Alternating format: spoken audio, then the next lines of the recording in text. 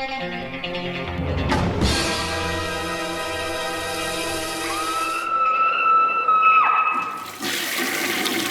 guys, what's up? It is week 189, and before we start, I wish you guys all a Merry Christmas, Happy Holidays, Happy New Year, all that jazz. I wanted to point out a correction on anything for Jackson. I mentioned that the kind of religious demon book or whatever they're using could be like an old book like the Necronomicon.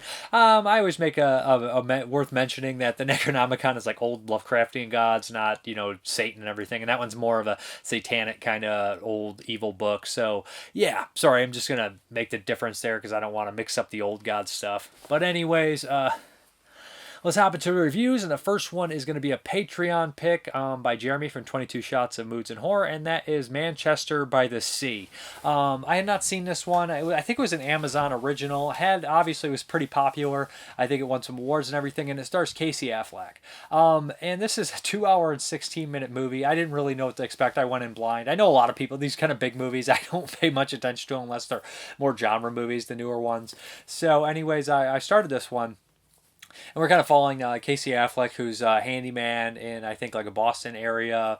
He's kind of quiet. Obviously has a lot of... he seems like he's an angry person, but he's not a very jovial or talkative person. He's just kind of fixing everything in this shop, and it seems tedious. And at one point, this lady kind of goes off on him and gets really rude, and he just basically tells her, "I don't give a fuck what you do." Okay, and he starts to get badgered a little bit by his boss. He ends up, and right there, kind of sets up who he is, and so you're wondering why he's like this. He just will start bar fights and everything like that. It's just violent, but also for the most part keeps to himself. Doesn't really want to be bothered, and we start to jump flashbacks. Back and forth about his life, and we're following these two like storylines, and you're basically learning why he's like that, or why he's such almost a shell of a human being. And we get a call that his brother had died, and he has to go back to his hometown and kind of set things right and get the funeral arrangements. His brother's only young; he's in his 40s. And take care of everything, and take care of his nephew and all that kind of stuff. And then as it progresses, we see more and more what happened in his life. This is super depressing stuff. And I don't want to spoil too much, and it's going to make the review kind of brief because of that. But Casey Affleck's performance, I thought it was I don't know much about the guy. I think I've seen him in a couple things here and there, but this is a great performance. And you see the differences between his past and how he is now, and you understand why he's like that, but you can see that same person still within him in both of them. Just a top-notch performance, to be honest. And there's a lot of actual funny dialogue in here that I imagine this is kind of a quotable thing that a lot of people say. Fuck Star Trek, with their accents and everything. Like, I like Star Trek, fuck Star Trek. That whole speech right there is pretty fun. But no, it's just a really kind of depressing big kind of thing that you find out, and it's almost just like how much more could someone go on, after all this. And it's a movie where you hate the guy, or you don't hate him, but you're just like, come on, man, get with it. Stop being such a miserable person. And then you see exactly what happened, and boom, you're like, oh, I get it, kind of. I can understand some of that horrible stuff that happened. There's a point where he kind of interacts with somebody from his past, and that whole scene is just heartbreaking. That's the scene that got me the most. Because you know what, as Casey Affleck's character in this movie is Lee Chandler, he reminds me of somebody I know. I think that a lot of people know somebody like that. It reminds me of actually a couple people I know, kind of a mixture of them. And it's really weird that you kind of, you can't really break through to them or anything like that. But no, it's just somebody I heard explain this as like the term I used for the paint of misery porn. Like, it's just like keeps getting worse and worse and worse. But I love the setting of the town too. They really do paint this small town. They paint all the characters really well, and all that kind of stuff. Like, it's really detailed in that, and very funny too in a lot of the dialogue, but also super depressing. I would really recommend checking this one out if it sounds like it's up your alley. Like I said, I didn't want to really spoil anything here, but great performance here. One of those ones that you stop and think about. And I think I heard negative things about this. I don't know his personal life. I don't keep up on all that stuff, but I know that he had some problems, if I'm not mistaken, where everybody like canceled him or something like that. But besides anything like that, I don't know much about it. He is a tremendous actor, and it's just a tremendous performance. So yeah, good stuff. Yeah, Manchester by the Sea. Okay, this next one here is from Mondo Macabro. And this is a pretty interesting movie. This is another French one, and this is Sins of the Flesh from 1974. Yeah. The cover right there just like speaks to me, right? Like the perversity and the voyeurism with the camera and everything like that. So I not heard about this one, but I know the director has made a couple kind of genre films that I've seeked out before and everything. I've been interested in. So Sins of the Flesh. Okay, this one opens up pretty interestingly. We have these girls kind of making a bets how many men they can sleep with, and they see this young guy walk by. He's driving a nice car. He's fairly attractive, and this woman kind of picks him up and asks for a ride. And she's like, "Let's go out in the woods and basically fool around." She strips down nude, and he's watching, and he seems very intrigued and very interesting. But when it comes to actually do the act, it seems that he really can't. That his sexual fantasies are more voyeuristic, and maybe he is impotent when it comes to anything else. So he gets upset when she starts to laugh at him. He leaves her in the woods. And that's kind of strange. And we find out who this guy is. Like, it's just one of these kind of character types, like these rich, spoiled brats that have absolutely everything handed to them.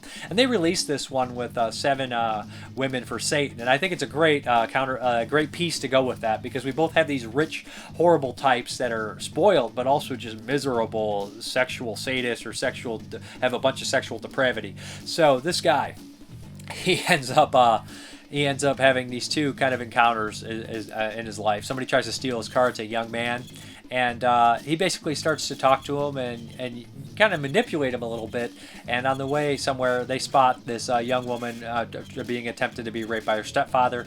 The would-be car thief ends up helping her, and they kind of start this weird relationship where he's acting as the almost the butler to the young man to try to lure her in. So he ends up watching them have sex and the more voyeur thing, and they start to have this weird relationship where he starts to use them to help him get back at his father and try to get money and everything like that.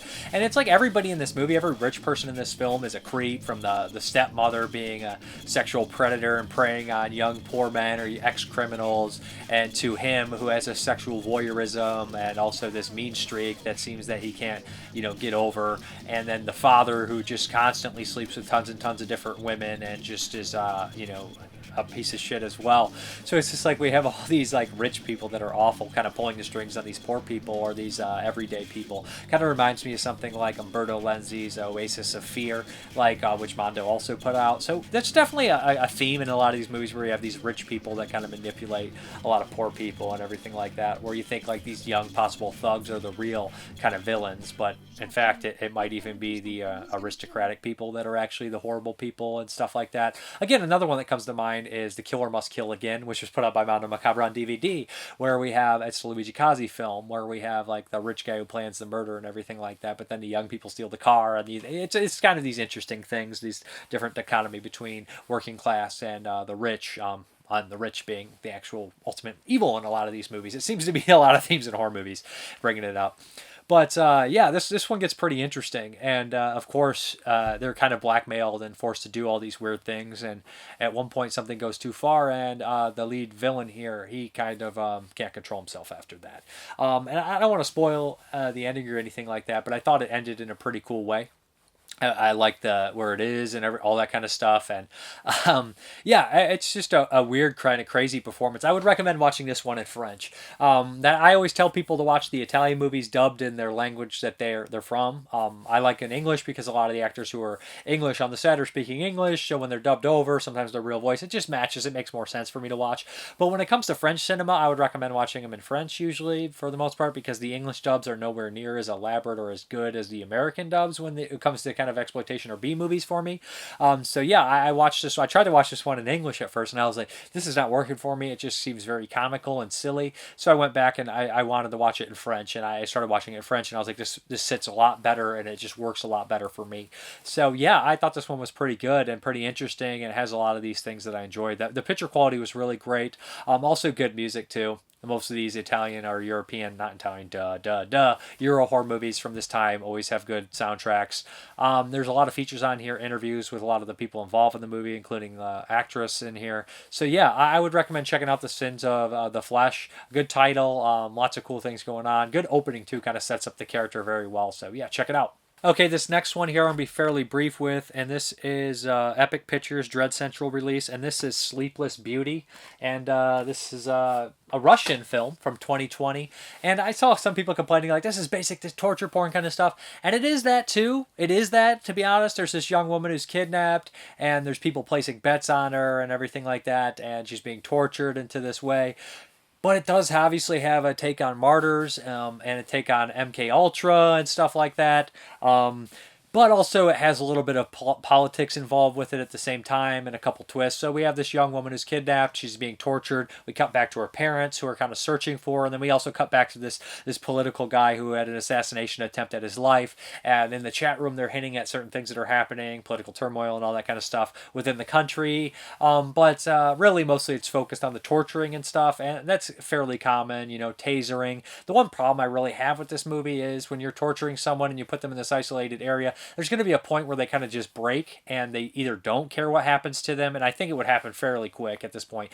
I know I would snap quicker than a lot of people would because I would just say, hey, I'm shutting down completely, or I'm just going to try to attack you and I'm going to be beaten every day until you have to kill me, because I'm not playing these games because I know how these games work. It ends with me being killed or used in a horrible way that is worse than death. So just kill me and get it over with. I'm not going to play these games. And watching these movies so many times, I see so many people play these games, and I just don't think the will to live is that strong sometimes when you know that there's possibly not that much of an outcome for you to survive in. It's not like you're crawling through the woods or something, or the snow, and if you just make it over this next hill, you're probably going to be okay, or you could be okay. It's not that. It's like you're trapped in an elaborate situation where there's tons of people watching you, and it's just like, I'm probably not going to make it out of here, so why am I going to play this game that they always want me to constantly play? So that little part is just kind of eye-rolling, and I feel like people are obviously tired of that to a certain extent. But saying that, it is what it is, and it's part of the genre, so therefore you have to accept that, or you have to forget it, or leave it. You know what I mean? But what I will say about this movie that I really loved was that they have some hallucination scenes where they're kind of forcing her Clockwork Orange style to watch certain things, and almost a deprivation kind of idea where they put these things on her, these goggles, and I don't know if it's a hallucination or a broadcast or a mixture of both. But anyways, what happens is she has this crazy animated dream sequence or visual sequence that's like 5-10 minutes, and it's just awesome, and it's just mind-bending. It's one of those scenes where like it's from a Pink Floyd music video or like the movie The Wall or something, where you just get sucked in and you're just watching, and it's just like, oh, this animation's making me sick to my stomach. If I was tripping right now, I would be puking all over the floor. And that scene is actually really strong, and I really enjoyed that. Besides that, there is kind of a twist here. It's not just your simple, torture film. It's not, we're going to torture her for, people's entertainment, etc. It does do something a little different. But there's a deleted scene on the disc, and you can watch it in English or Russian if you're interested. But that is Sleepless Beauty. That's the rule. She can't sleep. That kind of drives her mad at the same time. But the animation sequence is really great. Besides that, it's a little average. Not really my thing, but I would recommend checking it out just because I thought that animation sequence was so cool. And you don't get to see that many Russian flicks, to be honest. So check it out, Sleepless Beauty, if it sounds like you'll like it.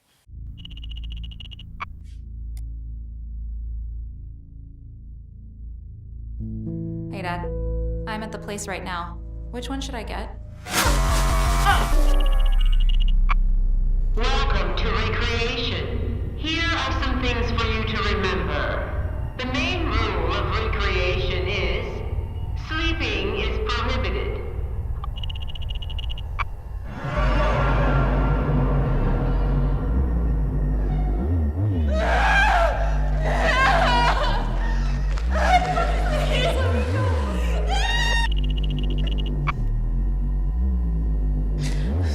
I can't watch it anymore.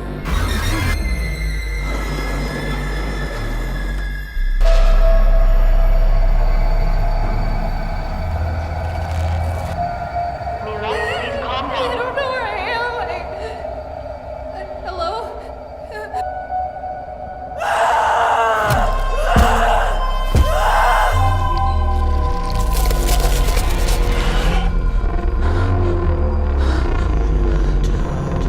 Go to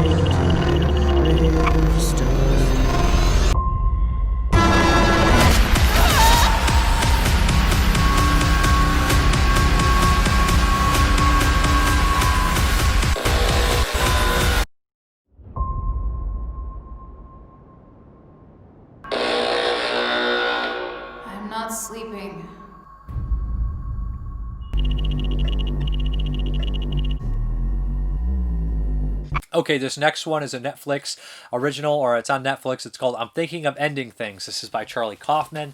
And it doesn't necessarily a horror movie, but man, it's so dark and bleak and weird and strange that I don't think it fits in any other genre.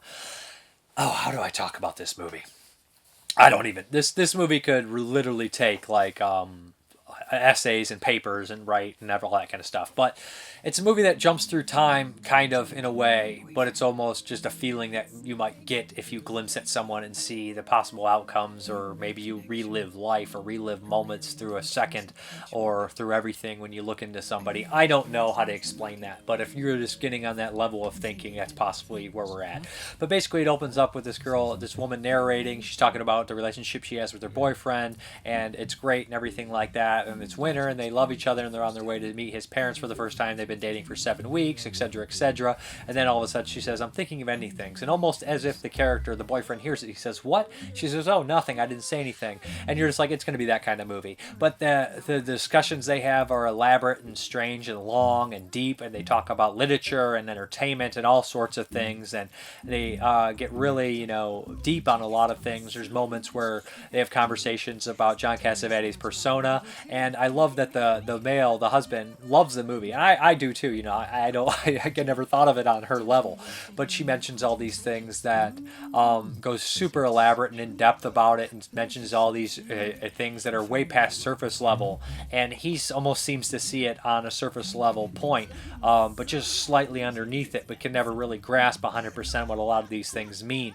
And this character in himself is almost like one of these characters where he is not great, and it keeps being brought up to him that he's not naturally gifted. Everything he's earned, he's done through hard work. But at the same time, not being naturally gifted or naturally, intelligent or anything like that, makes him set to a point where he has to try harder to understand things, and he'll never really truly could grasp a lot of things that gifted people could. And it's just kind of sad that he's not intelligent enough to do the great things, but he's intelligent enough to notice that they're great things, but not even fully grasp what makes them great. It's just a weird thing to see, and it's just kind of also a vastly depressing thing about that character, and about how he is shot down constantly, and he has this fragile masculinity about him that's constantly exposed, but at the same time he is like intelligent and smart, and you just feel bad for him at the same time, but also despise him. And it's a saying about a relationship, possibly, that you're madly in love with someone and adore them, but at the same time you can't stand them. And it's just so weird, crazy things. And anyways, they end up going to his father and mother's house that's isolated, and it's just these really strange stories and sad stories and just twisted things. And Toni Collette is the mother, and David Thewlis is the father, and they're jumping through time and age where they get older and younger, and you see all these things, and just two magnificent performances. In fact, all four performances are top-notch and amazing, and all such great things. And they have these breaks and these moments where they laugh together and then seemingly be so depressed and angry and all this kind of stuff, just mixture and different things. And just mind fucks, like she'll show pictures of her art to the husband and the parents, and they're like, oh, it's great. And then she'll go in the basement to help them throw something in the laundry later on, and she'll look on the wall and see these paintings on the ground that are supposedly of her boyfriend's old paintings from college or high school. And then she'll look up above, and there'll be these framed paintings with the author's name or the painter, the artist on them, and they're the same paintings that she showed the parents that she drew. And it's just like, man, what in the Sam hell is going on here? And it's just, so you can think of it on a million different levels. A first-time watch I don't think will suffice for this one, but just thinking about it, it keeps cutting back to this janitor, and eventually you know exactly who the janitor is or how he's involved. And at one point it cuts to a movie, and it says directed by Robert Zemeckis, and you're just like, what the fuck is that? And that ties into it. It's just a weird-ass movie, and it has a lot of things going for it, and it's just a mixture of strange things, and I'm saying it just evokes emotions that it's very hard to get these complex emotions and feelings within a movie of frustration and love and hate and just the disdain for everything in a certain way, or the life, it's just weird. I don't know how to explain it. I don't know how to necessarily get down to it with one watch. Or this is the kind of movie that people write about, or some people will see nothing in, and a lot of people will see everything in it. I really enjoyed it. I thought there was a lot to dissect, and I felt like, at the very least, it would evoke the emotions that it was trying to go for in me. Very well acted. I like how it's shot, too, just that cold winter feeling and everything like that.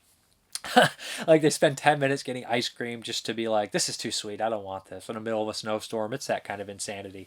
But I'm thinking of ending things, great stuff. I really liked it. This isn't for everybody. So if somebody were like, I can't stand that movie, I think it's dumb, and here's the reasons why, I could completely understand why someone wouldn't like this. But I did, and I thought it was interesting as hell. So yeah, good stuff. Okay, this next one here is called The Dark and the Wicked. Pretty popular movie, I guess, for 2020. A lot of buzz on it. And it's Brian Bertino, who did The Strangers and Monster and Mockingbird, I believe. I had seen Monster, which I thought was really good.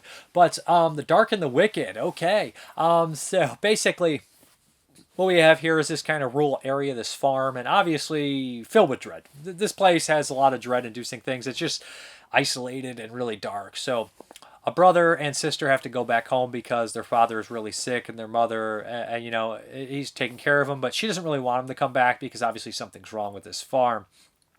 Lots of kind of strange things happening. So they go back, and within a few days, something really tragic happens. And I don't want to give anything away, but staying there, there's something dark and there's something wicked within this farm. Xander Berkeley is in here. What I do like about the movie is they have kind of rural or southern, I don't want to say southern, but more rural characters. I don't really know what state they're in, but they're rural.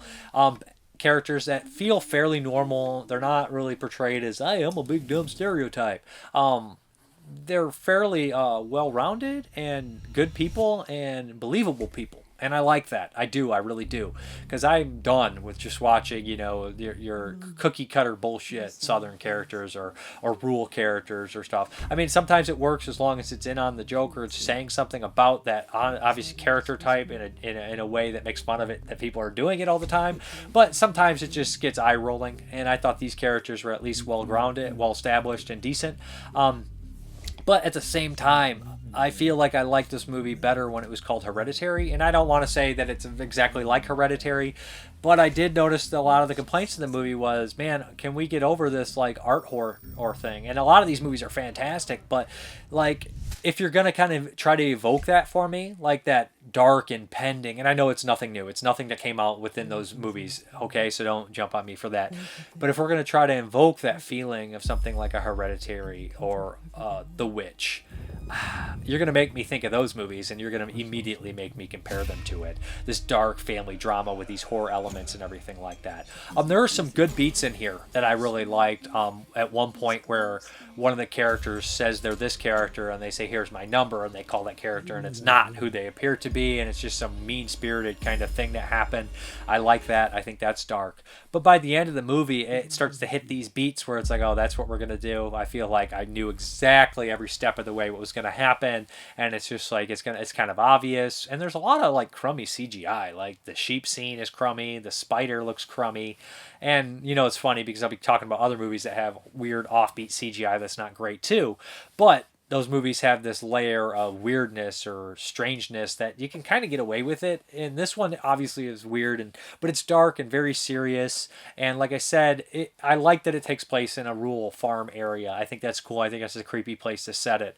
And I think it does a lot of dark things, but I feel like this one is almost very by the numbers of, and I know like 10 years ago it wouldn't be. People would be like, I just love that it's a really well-made, well-acted, depressing, dark horror film. But I feel like maybe I'm burnout on that, and I can't believe I'm saying that, but I feel like every step of this movie I was like, okay, know where this is coming, we're going to do that for sure, especially when he goes back home and they had that scene with the kids and everything. I was like, oh, well, this is really obvious what's happening here, and this is like, yeah, as a fact it did.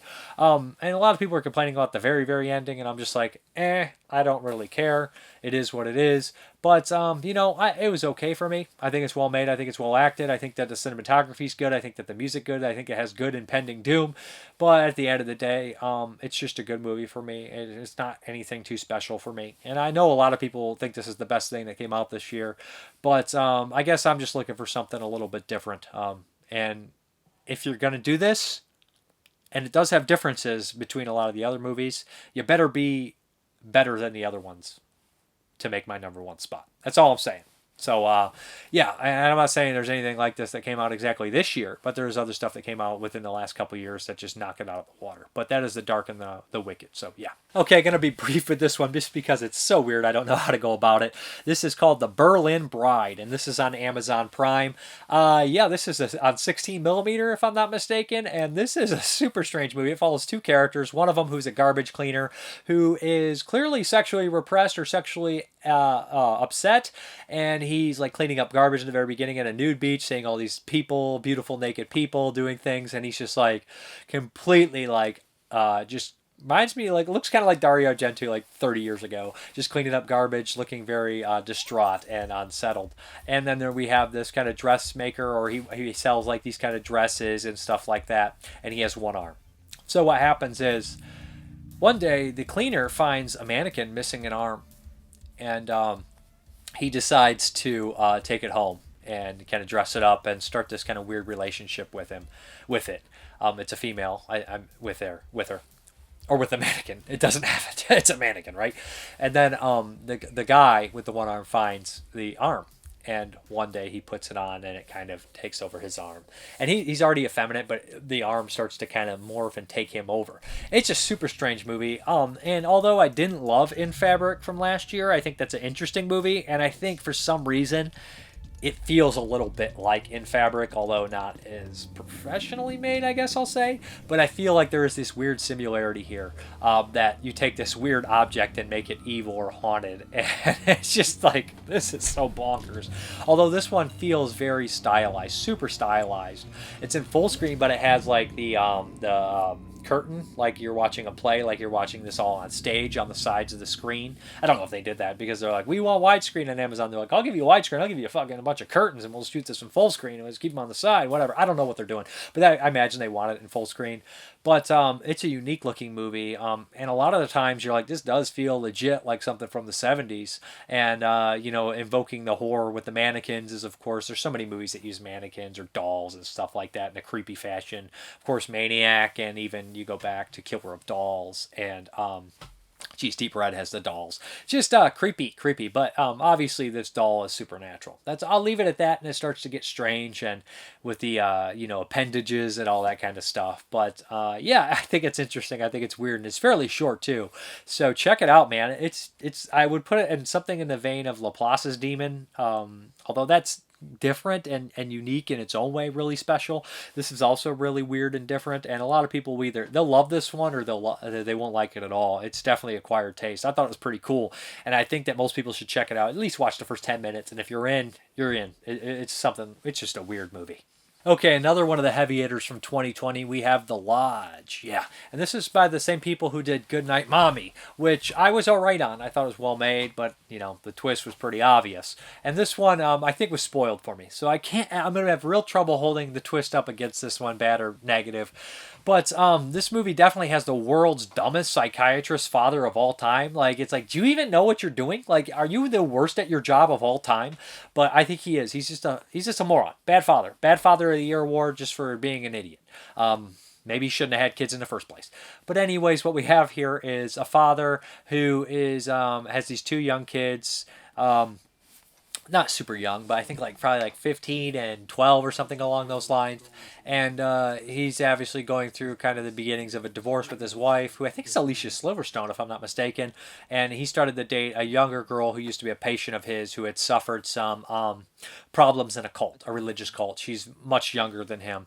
So basically what happens is he tells his wife that he wants to finalize for a divorce, and something really tragic happens.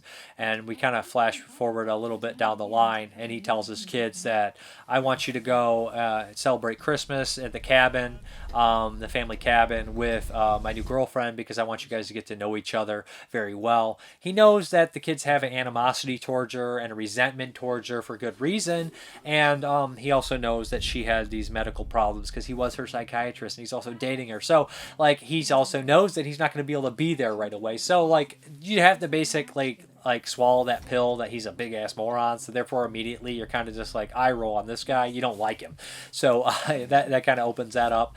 They're very well off, and it's always funny to me when people are like, "We're gonna go to our cabin," and they go to like their second home, and you're like, "This is better than like anything I've ever had in my life." So it's always kind of funny too, right? Like in these movies, they're like, we're going to our second cabin, and it's like these rich people. You're like, yeah. And then like their second house in the middle of nowhere is better than like everybody's house. It's like, oh, this thing's like $3 million house out here. So they go out there, and they're isolated completely. It's a great location. It's super creepy. The atmosphere is great. It's snow. It keeps building, and pretty soon you start to know something's wrong. What comes to that, all their stuff has disappeared in the morning, including her medication, and you don't know if something supernatural is happening or she's losing her grip on reality, and all that kind of stuff. And it ends as super tragic, super depressing, super crazy. She starts to have hallucinations, possibly, or maybe it's not, of her father who ran the cult and all sorts of things, and she's not really thinking clearly. I'll leave it at that. The acting's really good. It's super dark, super depressing, and I think it's much more straightforward than their last movie and everything like that. I think it's a little bit more less like, hey, isn't this a great twist? I think it's not really even a twist. I think it's kind of, like I said, I knew the twist, but I don't feel like I would have been tricked by any twist, or if there is even really a twist. But I do think this one's really well made, really well acted, interesting, creepy, and I still have trouble getting over how annoying that father is. I really do. He's just a fucking idiot. Like, I can't believe this guy made this much money off his psychiatry or whatever, and he's this dumb. Like, it just goes to show you that this dude's been ripping people off for years. But I would recommend checking this one out. A lot of people will love it. I do think it's really good. I think it's probably on the higher end of this year for sure.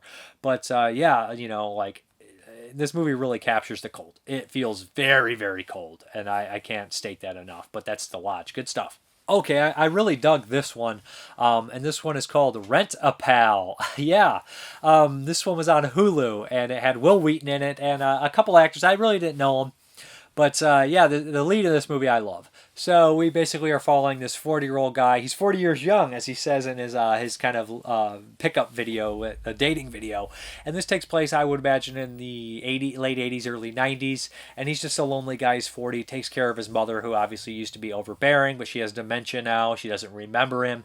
Life is hard for him. He lives in his mother's basement. He watches a lot of tapes and everything like that. His father was a jazz musician. He likes jazz and all that kind of stuff. So he's sending in his tape all the time at this place. And one day he finds this little cassette in the bargain bin called Rent-A-Pal, and he's so sad, so desperate, he ends up taking Rent-A-Pal home with him.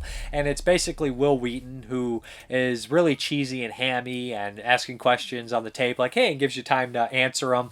And at first he's very kind of making a joke out of it. He asks him his name. Once he says it's fuck you, he's like, it's written all over your face. And he has these responses, but then eventually it seems like the pauses aren't so far off, and the tape is actually communicating with him, and you're thinking, is he starting to lose his grip on reality just because the situation with his mother, or is actually this tape possibly supernatural or anything like that? But luckily for him, he eventually starts a relationship down the line, and the woman he's with is super sweet and super nice, and you definitely want to pull for this guy.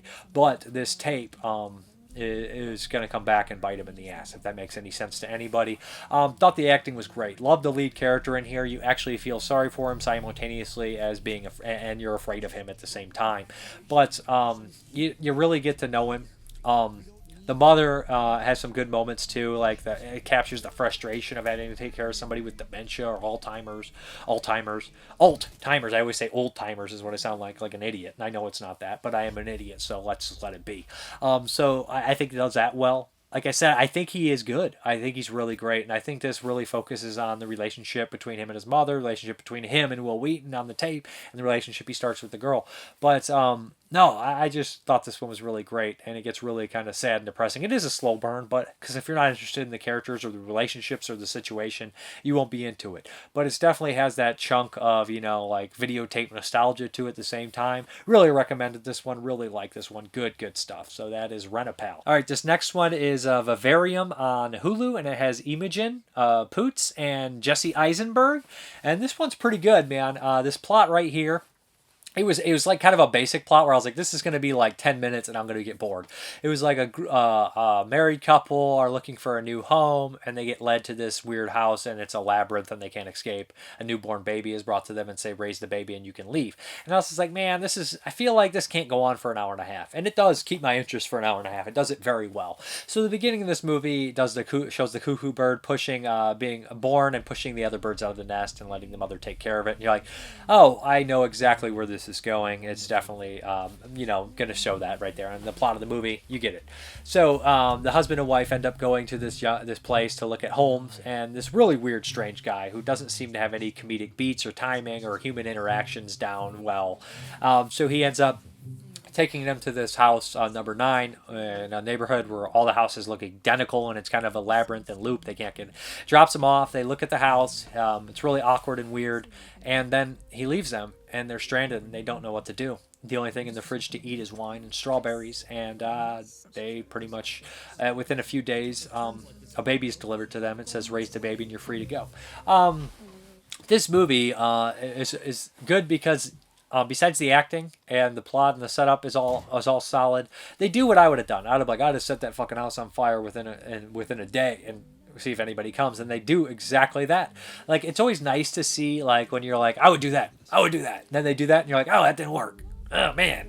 I'm like, I guess I'm fucked. I guess we're fucked. We're screwed. We're screwed here. So, like, they're doing all that. And I really like that. You know what I mean? Like, it's hard for, like, there's so many movies you watch where, like, I do that. And then they're like, they don't do it. And it's also easy to judge in a situation where you're not panicking. But a lot of the times I'm like, I would have done that. And then they're just like kind of screwed.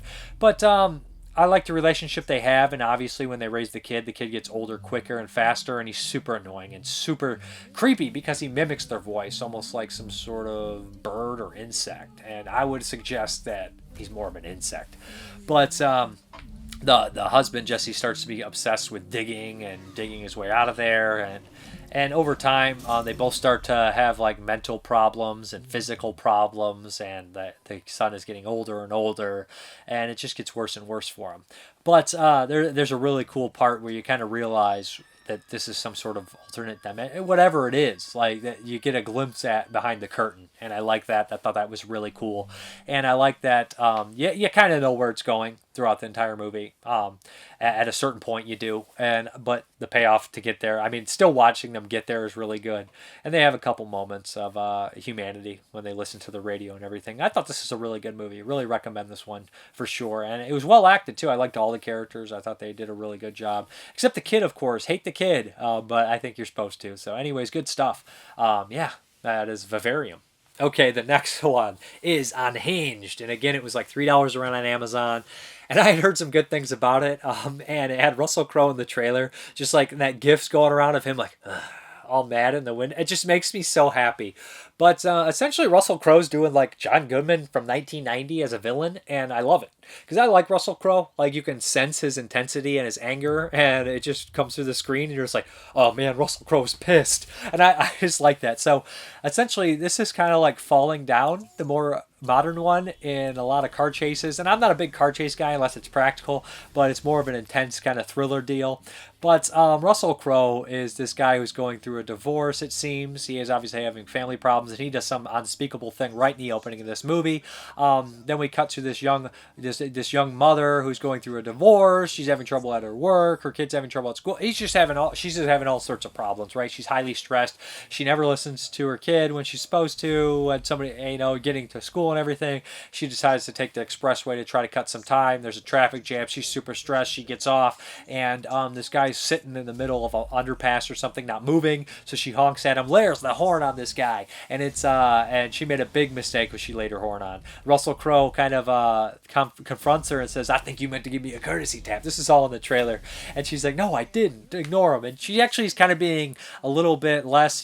She could easily just diffuse the situation by kind of like just like playing into his ego a little bit and letting him shut up and then kind of driving away. But she's not having it. She's really mad. So Russell Crowe, being the psycho that he is in this movie, decides to focus all his psycho energy on making her life a living hell because she doesn't know what a bad day is. So Russell Crowe basically gets her phone somehow and starts, threatening her with calls and everything like that and tracking them and doing all sorts of crazy things. This is basically an intense thriller. There's some really crazy car stuff where I was like, oh man, it's just kind of a thrill ride. It's really fun. I really loved watching Russell Crowe. He's intense. He's crazy. He messes some stuff up. And he's the best part of the movie, all right? Like, it's just, you buy him being a crazy person in the movie. You buy the intensity and stuff. And it was just a real fun ride. I'm not going to lie. It just feels very like a thriller that I hadn't seen quite in some time. Entertaining as hell. It's a movie that I would recommend to people, just a lot of people that would enjoy it. Like, it's just something that I would put on with like friends and we would just enjoy the hell out of it. You know what I mean? Like, it is like kind of like I said in Falling Down, but I don't think that Russell Crowe gets as much sympathy. I know a lot of people have sympathy for Michael Douglas, although he is a maniac in the movie. More sympathy for Michael Douglas than you would Russell Crowe, because Russell Crowe is just violent as hell in this movie. But it's the role he was meant to play, right? He's pretty big in it, too. So anyways, recommend checking this one out. Really enjoyed it, and it was kind of a surprise. I was like, I don't know what. I saw the trailer, I was like, it could be all right. And then when I watched it, I was like, I'm gonna rent that, and I was really happy. I was pleasantly surprised with it. So good stuff on Unhinged. All right, this next one is from 2020, and I had heard a couple people talking about this. They were like, oh, this one is definitely shot up to the top of the list to check out for 2020. I know it was on the Elric Kane and Rebecca McKendry are both giving it praises on their new podcast. I wanted to check it out. It was $2.99 to rent on Amazon, so I snatched that up along with Unhinged. Both are $2.99 to rent. So I wanted to check it out. And this is, I would say, comedy, romance, horror, right? Yeah. Sci-fi too. Slice of lifey. It's definitely a genre movie. Yeah. I know people are like, but that's not horror enough. And it's just like, at this point, it's 2020. It's a little horror. I'm counting it because I liked it so much. Yeah. Okay, we start this one off, and it has like the narration. Like, it feels a lot like the high school movies, like Heathers maybe possibly with the narration. It does and have like like that. Heathers. And let me say this. I know people have been going back, younger people going back, and they've said like they watch Heathers and they're kind of off-put or confused by it. You got to put that in context when it came out and how I still think Heathers is so great and so funny and so much. I know Massacre at Central High came before it, and it kind of probably inspired that a little bit. The high school horror, Carrie possibly, but with that same like that almost self-aware of how stupid fucking high school is and making fun of everything around and being in on the joke and adding to the joke. It's Heathers, man. Like, oh yeah, and being super dark in that kind of way. It's just such perfect and different.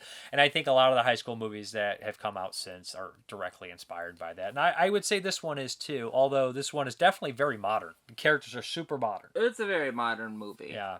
Despite it being almost, it makes me think of like some like the early 2000s like movies. Like, yeah. Jawbreaker and shit. Jawbreaker, like Chum Scrubber, and maybe even Brick. Yeah. Just like that kind of. What was the one that was kind of like Chub Scrubber? I can't remember what it is. It had Lou Taylor.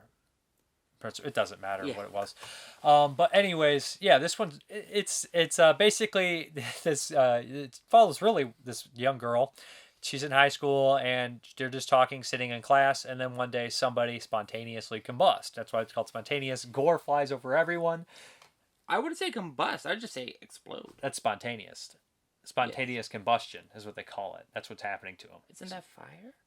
Yeah, and they burst into flames, right? But I guess they're just spontaneously exploding. Yeah. So I guess it's not spontaneous combustion. It's just spontaneous. Just spontaneous? Yeah. Spontaneous explosion? Okay, whatever the scientific term would be for just exploding out of fucking nowhere. But spontaneous combustion is pretty much mostly thought of as a myth and doesn't really happen. But there have been bodies found that had been burned and no one knows how the hell they got burned. So it's a weird phenomenon that may be or may not be true. So anyways, this person explodes, and they basically all get shuttled, and it's narrated by the girl. She always saying funny things and ridiculous things, and it's cutting in weird things, like they'll show them take their high school picture, and they'll tell you who the person is right after they die, so you get some insight. And they basically all get shuttled to like this police station. They're all isolated, and they ask them all questions, and they come to the theory that they think that it might happen to more than one of them. Yeah. So pretty soon, all the kids start randomly exploding. Some of them here and there. This high school, only the high school seniors of this class and everything. So this young man decides to make a move on the main character because he figures, hey, I'm not guaranteed tomorrow. I might as well go for it. And they start a relationship. And it's not your typical relationship. He's very kind of nerdy film fan. And it's one of the only movies where I watched where you know how you have the film fan is like, I'm the film dork, I'm such an annoying random fucking character, you know, and for being a film fan myself, it gets annoying and they become really lame. But this one, it's a little different. They don't seem to constantly be talking about film. It's just here and there and sprinkled in, kind of like how real life would be with a film fan. They don't constantly talk about it because they know most people don't know what the hell they're talking about. But yeah, the relationship's great. The gore's great. It's very gory, and it's really funny. And the stuff she says cracks me up, but somehow manages to be touching too. I would compare this to last year's Knives and Skin, although I find this one much better because it's more comedic in a sense. I think that this one's really approachable, even for like maybe a younger crowd. Yeah. And an older crowd. It felt with like a sense of like nostalgia for like that time. Even though I kind of sort of hated it, but I liked it. Yeah, it's like turning on an album that you love from 2007, 2008, and like you don't do it anymore because you know it brings back feelings of nostalgia that are both like a bittersweet feeling and the bittersweet feelings are the ones that they seem to hit me the hardest because it's like happiness and sadness and regret and all that shit all mixed into one blender of, getting old and all that stuff. So hunger, always hunger. I'm always hungry. It's very hard to not eat all the time. But this movie just, I really like this. And like I said, I don't want to spoil it because it's a brand new movie, but there's just a lot going for it. I love the score, the music, and everything. And they use quotes from movies that I remember that one part in the graveyard that I was like, that's from that. And then they're like, she's like, I got this from that. And I was like, every step of the way, like when I hear something, I'm like, oh, I hope they're doing this. And then they are doing that. And I'm like, I like that even more because of it. This is based off of a book. Yeah. And it's really weird that it comes out this year in 2020 because we are going through like the pandemic stuff. This pandemic stuff, and I remember like last year and now maybe again this year, just like a lot of high school seniors were just kind of like their senior year was kind of like dashed, like prom's canceled, this is canceled, no graduation. So it's kind of weird that this movie comes out and it's like, oh, we're kind of going through this right now, aren't we? And I think the book is a few years old. I didn't bother to look. Somebody might know. Somebody might have read it. I didn't read it. Yeah, but, I just thought that was really interesting. It's like how planned was this? This was probably a conspiracy to like promote the movie. And now we have it. And now the vaccine's coming out this week. I'm just saying. Yes, this movie that didn't go through theaters that probably cost not that much. That's how people think, man. You see, just think, man. Don't think. Basically telling you, don't think and think. Right. Listen to what I have to say because it's nonsense. Yeah. Anyways, I really enjoyed this one, and this is a movie that dates itself with its references. Oh, yeah. Big time. And a lot of times I would say that's a negative, and I would not say that here, or at least it didn't bother me now. Maybe in 20 years, I'm like, I wish they wouldn't have done that. Right. But I do feel like this movie is very much of its time, and I don't think it could get away from that anyways, even if it didn't have those references. So, fuck it, right? I mean, like, it's going to wear what it is on its sleeve, and it's very much a product of its time. Even though it was written years before the pandemic, and it still manages to reflect exactly what it is today, which is interesting. I think this is it is timely, and it's also dated. It will be dated. It's dated, but I think it's dated in a very good way. I mean, it's hard to say it's dated yet when it's brand new, but it will be. It will be, but I don't want to say that it'll be dated in the sense that it's out of fashion. I will say that it's dated in the sense that, man, this is really reflective of the time in which it was made. Probably like a John Hughes movie. Yeah, or John Waters. What? I'm not sure John Waters movies are dated to reflect the time they are. I just wanted to say another John director. It's the only one I know. John Carpenter. No!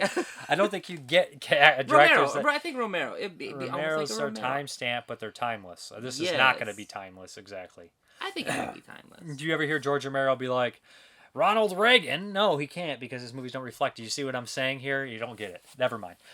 Shopping malls. Shopping malls. Yes. Those are gone. They are now. But anyways, I just naming one of the things you're like, Or bunkers. Right, bunkers. There we go. Okay. A functioning army. What? Just give me a review. We're done. Love the movie. I'm not going to tell you my rating or anything like that. We only do it for the blind spots. But I would highly recommend it. We don't usually, but you started on these ones, so I started. Well, can I give my rating? You could say what you want. Yeah. A 2.5. It's not a 2.5. I probably honestly, out of everything I've seen this year, it might be my favorite after Wolf Of Snow Hollow. Yeah. Those are both great. Those are both really good. I did really like this one, and it did make me cry a little bit. I mean, I didn't show you because I didn't want you to think that I was crying. Nobody ever. When you're watching, no girl anymore. What you wouldn't anymore? No, but when you're watching a movie and it's like high school, when you're like, this is dumb, right, guys? Totally stupid, man. Totally stupid. You watch a Disney movie like Lion King, Mustafa's dying. You're like, this is fucking dumb. Mustafa's dumb. There's always that dude who's like, Lord, it's Mufasa, not Mustafa. I think Mustafa's a stuffed grape or something. Mustafa might be that MMA wrestler, Al Turk. No, I think it's an Italian dish. Oh, well. It's Mussolini's the lion. The lion was Mussolini. Yes, there we go. Mussolini got ripped to pieces because he had it coming. But, there's always that bro in high school who makes a joke during the Disney movie because everybody's super sad, like, man, that lion dumb. And then everybody's like, huh, huh, huh, huh, because they don't want to show that they have human feelings. I cried when we were watching Return to Oz, so I don't know. I'm going through something. With that lion. It's like, lion, I missed you. He's not even in the movie for 3.5 seconds. He wasn't even in the movie. All right. Okay. This has nothing to do with Spontaneous. This is Rant City, USA. Loved it. Almost perfect. Yes. 5. Okay, this next one is also from 2020, although technically I think it was released everywhere else in 2019. And I've been hearing about this one. It is, man, I don't know. This is basically the Come and See of 2020, if you guys are familiar with that movie from 1985. Now, I'd say Come and See is they're very similar, maybe a little bit less exploitative and more down to earth. But The Painted Bird is an insane movie. It's basically the horrors of war, and in line with Come and See and The Naking Massacre, Black Sun, The Naking Massacre. Those are the only two movies that come to mind for me. Is just basically, hey, this is like misery porn, right? Like I don't know how to explain it. Like, although it's super well made, this is just like is it 2.5 or 3 hours? I think it's. I thought it was like 240 or 250 or something. This is long. 2 hours and 50 minutes. Put it this way. I have ADHD. I put it down and watched it in one sitting without checking the time or getting up or any of that shit. I kept getting up. You had to have a cigarette, so I might have paused it once. I think I was doing dishes. No, you weren't. I don't know. Okay. Anyways, The Painted Bird. So you probably won't have too much to say on this one. I got a lot to say, actually. Okay, good. So, like I said, this one, it takes place during World War II, and this is kind of like in, I would imagine, what country was it? Eastern Europe area or Poland, somewhere around there. The Nazis have already started to invade and take over, and I think this is towards the tail end of the war because there is signs that the Nazis may be losing. We already have Jews being shipped off on a train to the gas chambers and all that kind of stuff. We have Russia. Russia kind of infiltrate. Yeah, so that Russia already fighting and invading and everything like that. So this is divided in a bunch of chapters. The main story follows this young kid who is very innocent and sweet in the very beginning. And right in the opening of the movie, this horrible act happens where a pet of his is tracked down because he's obviously not watching it, or it's burned in front of him, and you're like, that sets the precedent for everything that's going to happen. And eventually he gets the person he's living with dies. And there's a fire, and he's blamed for it. He's kind of an outcast. He's a Jew. He's actually was on the way to meet his father somewhere, and he was holding over at this place. But it gets crazy, and he gets separated, and he's on the run, and he ends up coming in contact with all these different people until tragedy strikes, and he has to move along again.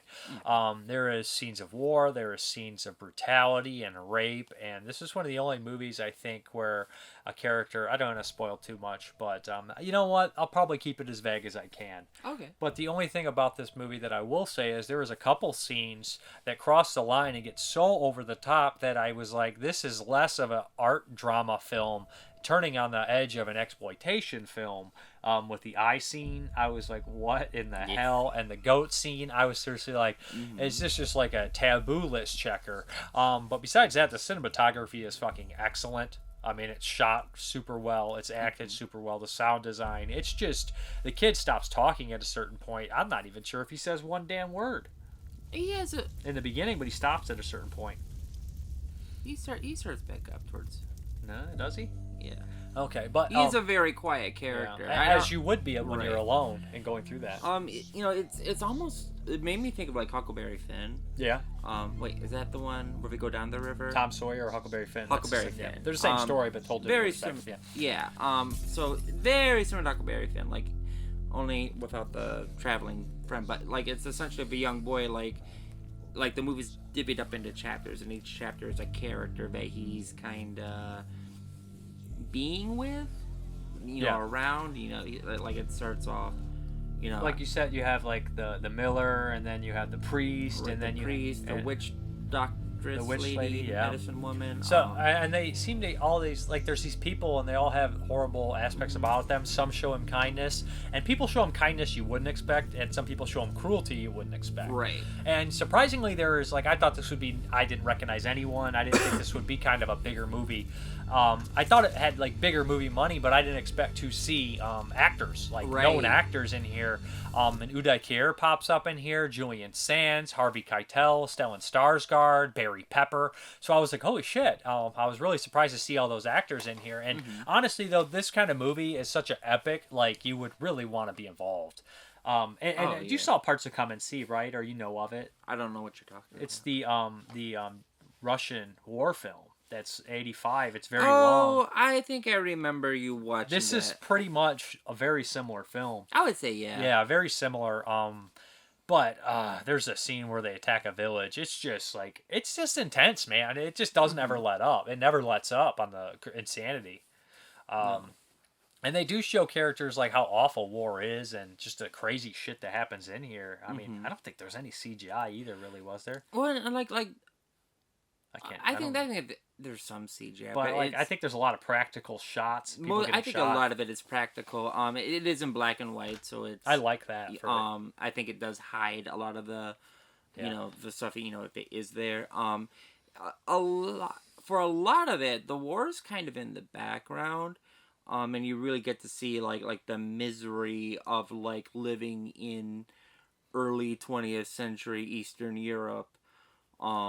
Yeah, and some of it's so bad that I was watching these people, how they treated this kid, how they beat him, and just awful, the like superstition, and throwing him in the water, all the horrible shit they did to him, and I was just like, I said at one point, I was like, maybe they'd be better off if the Nazis did kill all these people. Like, I know that sounds awful, but they were so awful to this kid, and treating these people, certain people, so awful that you see the hatred within them at the same time. Like, there was definitely a turning point in the war where they would take, like, citizens from the country and make them be on the Nazi side and work for the Nazis. So even, like, people were ousting Jews and treating them miserable and bad and stuff. It's a horrible situation to be in. Right. You know, like, you're watching this stuff, and like, when I'm watching it, because I missed like the beginning part, so I didn't quite know when it was taking place, and I really did think that this was taking place in like 1812, like, you know, that's probably because I'm reading War and Peace right now, but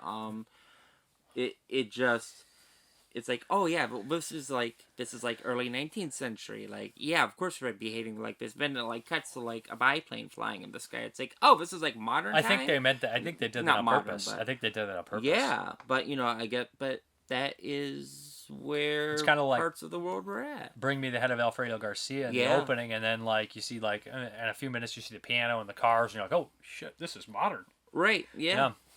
But what the one thing that I kind of like, and it is a little bit of a spoiler here, so it's just a moment that happens in the movie that sums up everything for you. At one point he kind of like stumbles in, and this guy who raises birds takes him in, this drunk guy, and this whole scene right here, this whole segment, I feel like it's the superstition kind of stuff. I feel like there's some Fulci in there. Don't torture a duckling with that woman in the woods. But there's a scene where he takes one of the birds and he paints it and throws it in the air, and the bird flies up to go to its flock of other birds, and the birds kill it. And the painted bird, I mean, they kill you. They treat you different because you're different. You know what I mean? All it takes is to be a little different, and that's all it takes. And it's just kind of, I don't know if it's saying it about the nature of animals and human beings, is that? But it's a quite awful scene. I mean, but it also, there's CGI with the birds and stuff, but they don't look bad at all. Right. I think that, I don't know, it just kind of sums up the whole movie right there. So it's like Rudolph the Red-Nosed Reindeer. Shut up. But anyways, great movie. I really thought it was fantastic. And I know it's not exactly a horror film, but in the lines, it's very grueling and has these moments that cross the line that are more harrowing and nasty than anything in a lot of the other horror movies this year. I mean, it's very real. Yeah, it's a neat watch.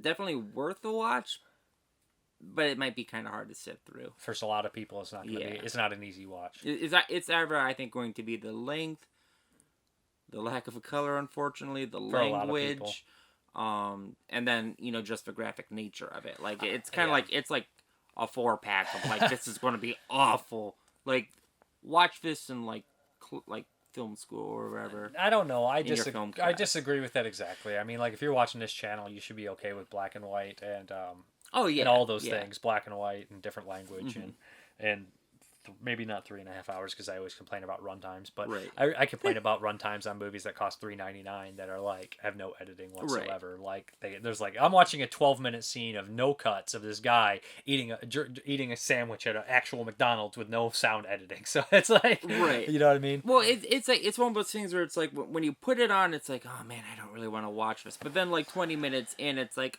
I'm really invested right now, and I really can't. Take myself away from it. I thought it was good. I really liked it. So you good on it? Yeah, we're not doing ratings anymore. What would you give it? I'm trying to avoid giving ratings on 2020 because I'm gonna have a top 10. I know you're doing the top 10. I'm not privy to that, so I will give this one a 4. A 4. It's a good choice. That's a good one. All right, we're done. All right, this one is Survive 2005.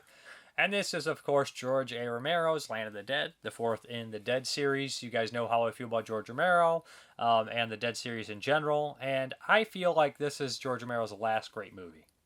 And I think it's a little underappreciated when it came out. And I think, like, very similar to Day, although Day is my favorite movie, I think this didn't get as much love as it deserved. Now, this takes place after Day, technically, even... And what happens is some of the citizens had survived, and they went to this place called Fiddler's Green, which is this giant towering building, and there's a surrounding area, kind of like a ghetto, where basically they work and steal food and everything to profit to these rich people to live in this tower. Definitely a big statement on that kind of stuff there. This one actually, unlike a lot of other Romero's movies, has some name recognition, star power. It has...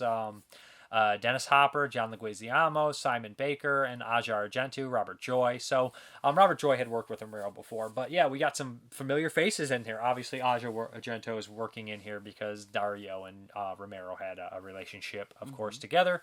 It's the one thing it definitely reflects the time it was made. Like Romero's movies, we said, they reflect the time they're made, but they're also timeless. So the hairstyles and everything, the gelled hair and all that shit, like people would care in this kind of situation. But basically this follows the story of, like I said, Fiddler's Green, this whole area. And it follows Riley and what's John Leguizamo's name in here? Is it Cholo? It is Cholo. Okay. Yeah, yes. And basically there are people that are raiders. They get food and bring it back for the rich people and everything like that. And they're kind of sick of it. So Cholo decides to do something after he's kind of disrespected by Kaufman, who's Hopper, who runs the place.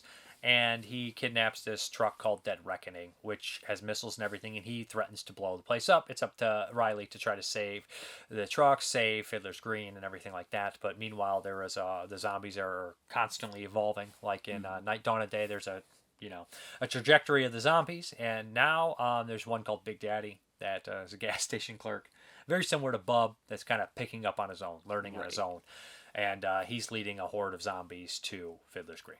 Is the name Big Daddy, is that just like a fan given name, or it's actually on his mechanic suit? Oh, is it? Yeah, okay. It is. He's actually Big Daddy, and that gas station is Big Daddy's gas station. He runs the gas station, so that makes sense. So that's very cool. Oh, because like there's like Dr. Tongue. You know, like are Yeah, these yeah. like fan? Oh, I mean, the other zombies that are known, this one does have some notable zombies. Like, all Right. Romero's movies have very notable zombies. Yeah. And Land has, the Tambourine Man, Big Daddy, the Butcher, and there's a couple other ones, the baseball player. Yeah. And so there's the couple, too, they're holding hands. So, like, they're constantly there. The positives for me are the special effects are really good. Yeah. The story's pretty solid. There's some funny moments. Dennis Hopper's great in it. Dennis Hopper is the best part of the movie as far as acting is concerned. Yeah. And he comes in about the 30-minute mark, but all his lines are great. Zombies, man, they creep me out picking his nose, or you're dead. You are dead. Hey, what's that? That's my favorite part of the whole movie. I wish I would have known that. I just did something I probably wouldn't have done. Dennis Hopper's just one of the greatest of all time. I mean, and it's really so cool to me that he got to work with George Romero. Yeah. Like, that's my favorite director, one of the best actors ever. Come on. I love that. Because Romero, like I said, he used great local talent, and this one was shot in Canada, so he didn't have the local talent he normally had. Right. And it doesn't feel exactly like one of those, hey, let's come together and make this awesome fucking movie. But it does have a little bit. It does have the Romero-ism stuff in here, too, though. Yeah, there's the Romero-isms in there. It's also... Hollywood a little bit. Yeah, maybe. I think you can definitely tell that this, like, movie was I don't want to say fabricated, but it was definitely, like, a project.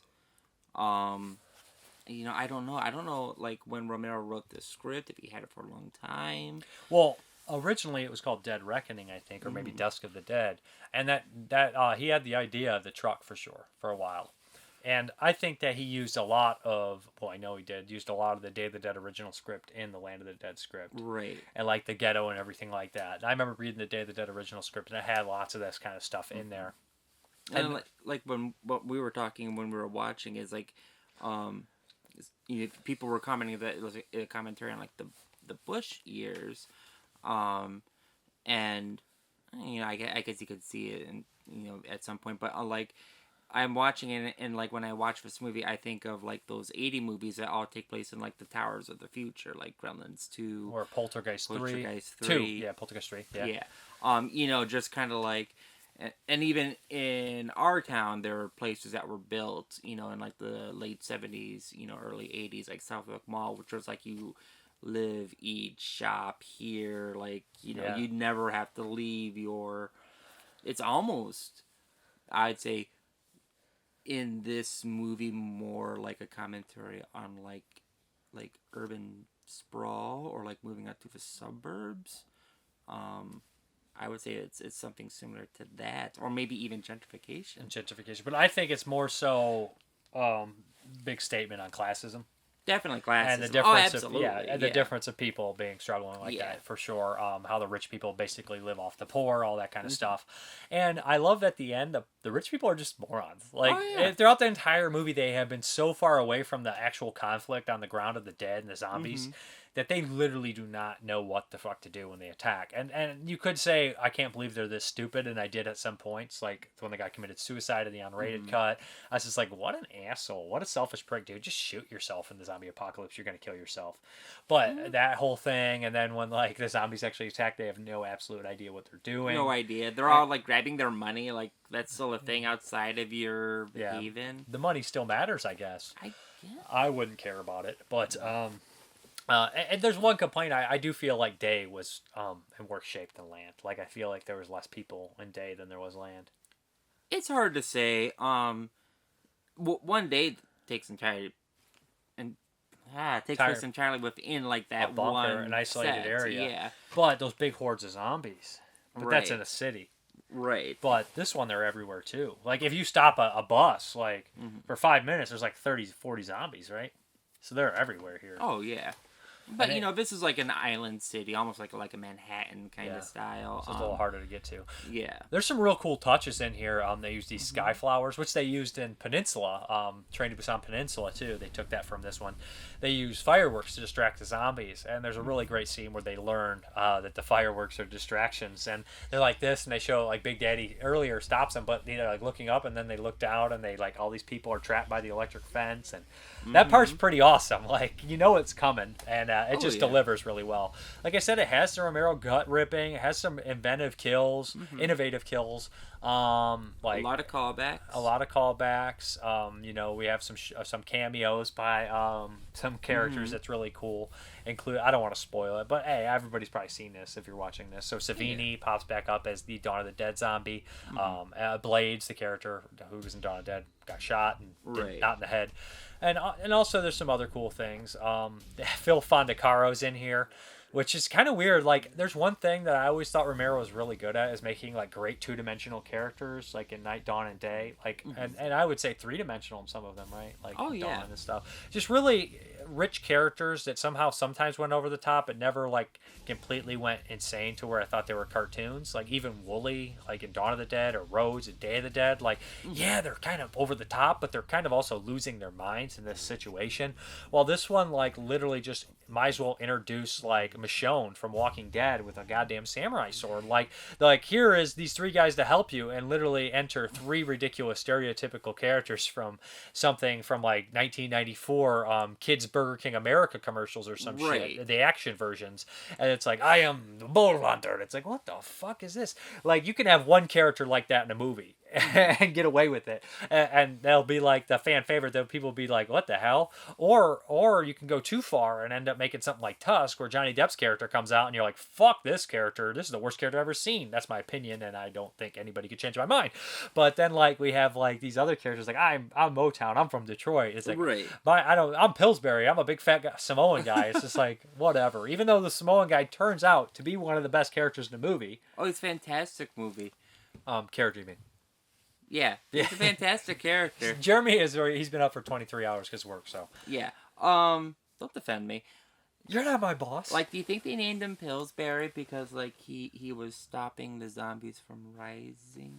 No, I doubt it. Dough? No, I don't think they. Or it's because he was fat. It's because he was fat. Oh, okay. He does have one of the funniest lines in the movie where he's like, 50,000 cars stolen in Somalia.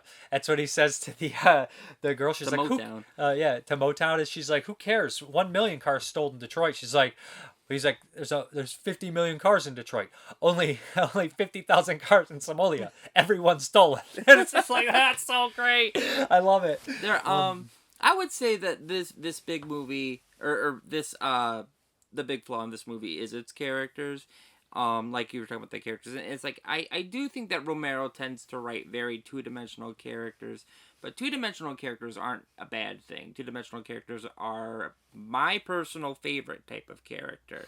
This movie suffers from stock characters where they are already. It's like he hit a character generator, and it's like, okay, you got the tech nerd, you got the aliens, commando soldiers, you got the cyberpunk girl. It's like they're not like Mouse. Like, hey, I'm Mouse, and I carry a mouse, and I have a skateboard. It's like, what the fuck? And it's every character. Cholo's not so bad, even though he's a stock character. The Leguizamo's really good in it.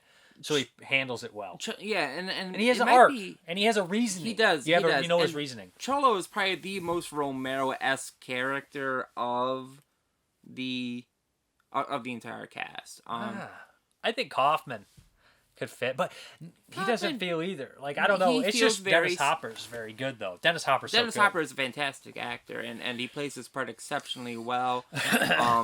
But again, what is he? He's the 80s villain. He's the rich villain asshole. He's smart, but he's also arrogant. Now he's fantastic to watch, and his scenes are great. But, and having one or two stock characters, I'm just calling them stock characters because it's probably a technical term that I don't know, is okay. But when your entire cast, or when your central cast, again, it's not that they're two-dimensional, because two-dimensional is fine. David Ed is very two-dimensional. It's the best movie ever written. Night is very two-dimensional. I think Dawn's a bit more three-dimensional. Yeah. They're a bit more complex, but they're still relatively flat characters. Those are my favorite. We're not saying this is an insult. These are our favorite characters. Yeah. These are our favorite movies. So. Like I said, there is nothing wrong with two-dimensional characters. It just depends on what the narrative is, and sometimes you need three-dimensional characters. Sometimes you need two-dimensional. What fits best? But when you just have a stock character, when you make a prefabricated D&D character. It's like, okay, where's the fun? I think that the main character, Simon Baker, he's a fine actor. He's an okay character. He's really boring to me. It's very boring. And he's not horrible. And like, I know a lot of people will be like, well, he kind of used those character types in like the Crazies, the original. And for some reason, the guy in the Crazies, like, I like him. Like, I don't know. You know what I mean? The guy in the Crazies, the bald guy, the middle-aged fireman who is like a past war hero that everybody loves, but he also doesn't want to be a hero. I like that guy. I think he's a more two-dimensional in that movie. Yeah. I feel like also that movie has like such a gut punch ending that it's just really well. I don't know. Like, it's so weird to compare the differences in lead characters to something like the Crazies to Land of the Dead, but there's a major difference. Like, and that character should be relatively kind of the same character, right? Right, but like I feel like when I'm watching any of Romero's movies, prior to this, I always am afraid that something is going to happen to like any of the characters. You never think he's in danger. Yeah, you with pretty much the entire cast of Land, like I don't think that anyone is ever in danger. Not the main ones, not the main three. And then in this movie, when someone gets bit, like they're off screen quick. They don't typically stick around. Well, it makes sense for some of the characters because they literally were shot more than once, or they were right. bit, But I mean, like when you're watching Night, Dawn, and Day, the girl in Night, she's in the whole movie before she becomes a zombie. One of those things grabbed her, bit her on the arm. Right. Roger, you have a whole 20 minutes, maybe not 20, but they destroy the whole, they kill all the zombies in the building, and then they have the bed scene. Right. And you have that great moment where he's like, I'm going to try to come back. And then you have Miguel, you never even see turn in Day. But in this movie, when they're bit, they literally have a running time of 45 seconds. It's missing the dramatic beats the other movies are missing. Yeah. And I feel that's the same way about Survival and Diary too. I don't give a shit as much. Land, I care about some of them. But it's missing the dramatic beats. And it's missing every line in this seems a little bit more comic booky, while in Dawn they're like sparingly used to perfection, where he's like, the heat of the crime, the only person who can miss with this gun will be the sucker with a bread to bite, and you're just like, yeah, that feels right there at that moment. Because in real life, every once in a while you'll stop and you'll think about something before you say it, and it's going to land with the person you're saying it to because you planned it. And in Land, they just are, every line's like that. Well, everybody's an action hero in Land. Robert Joy though has some good moments. He pulled me from the fire, it was bad. Right. Just look at me. You can tell it was bad. That's a reoccurring thing that he does, and I think that people do talk like that, especially somebody who has some weird mental capability problems. Right. And I like him in it. I think he's a good character. I really think Asha's fine, but she's just, hey, I'm tough as nails, good-looking chick that fights. Right. Very stock, very of the time, very 2005, very Tomb Raider. You know, well, I said it's missing those dramatic beats. Like, it's missing the characters don't have the what's the word, nuances that they do in Day. Like even Steel, man, when in Day, like and this is the thing that Gary Crawl wanted to do is the cross. Like that makes a hell of a lot of difference in a death scene like that, and he gives them in the moment where he's backing up like that, and the whole movie Steel's an asshole, but for some reason you care when he dies, and he's an asshole. Like, I don't know. That's good. That's good nuance in a character, I think. Well, and every single character in Night, Dawn, and Day is like conflicted. Like at one point, every single one of those characters doubts what the hell they're something doing about them. Yeah, well, Steel, shoot that woman. Right. He's exactly. Like, he right there. He has that moment where he's like, "Fuck, I don't want to do this." Everything. Right, and every single character in all three of those movies, and then you get this movie, and like I said, it's not a bad movie. And it's not that two-dimensional characters are bad. It's just they're so stocky. I would say and that everybody a lot is of them are one-dimensional. They are very one-dimensional. They are like... I mean, like, I'd say they're more one-dimensional than two-dimensional, a lot of them. Yeah. Maybe it needed to be fleshed out about 10 more minutes. I think it might have been. It was only an hour and 36. It might have needed 10 more minutes of runtime and maybe half the characters it had. Its cast was just way too big for it to carry. I mean... Well, I mean, there's a lot of characters in the bikers, but the bikers, for some reason, you remember every single biker. And the bikers one scene, and they're... imagine taking the entire cast of the bikers and falling for an hour and a half. Right. And really, that's really what it was. Like, when you're watching the beginning, it's like they are like the professional army. Yeah. The ones looting, the ones going to the stores and the malls. Maybe there's people barricaded in them. You don't know. And like when you first start this movie, you know, that's kind of what you think is going on. Is like, oh, it's kind of like following that traveling army militia kind of thing going on. It's like, oh no, we're just feeding a base, you know. But I still think it's very good. Don't get me wrong. yeah, I don't want to. Because there's Put lots down of the great movie. stuff here. Right. When the zombies invade Fiddler's Green and they break through and they start eating everyone, that's some really awesome stuff. Right. Big Daddy's a real cool zombie. The Butcher's great. The Tambourine Man's hilarious how he moves. Right. The There's- evolution of the zombies is fantastic. There's lots of cool looking zombies too. Right. And some of the CGI, you know, it's not great, but there is some really fun kills. How they kill some of the zombies and everything Yeah. like that. And you know, there's some fun little scenes. You know, like a lot of cool, fun little side characters. The little guy Phil. Phil Fondacaro. Yeah. He's in there. I don't know why. It's weird that he's in there. You get to see Simon Pegg and Edgar Right. Wright in a nice little cameo. It's essentially I've always compared it to it's like they made a sequel to Mario Brothers the movie, but Bob Hoskins was already dead. No, it's Actually, he was because still alive. John Leguizamo and Dennis Hopper both Right, both in Koopa a and Luigi. post-apocalyptic city. I wonder It's if they like- talked about that. Or did they shared scenes together? Yeah. Yeah, it's Mario.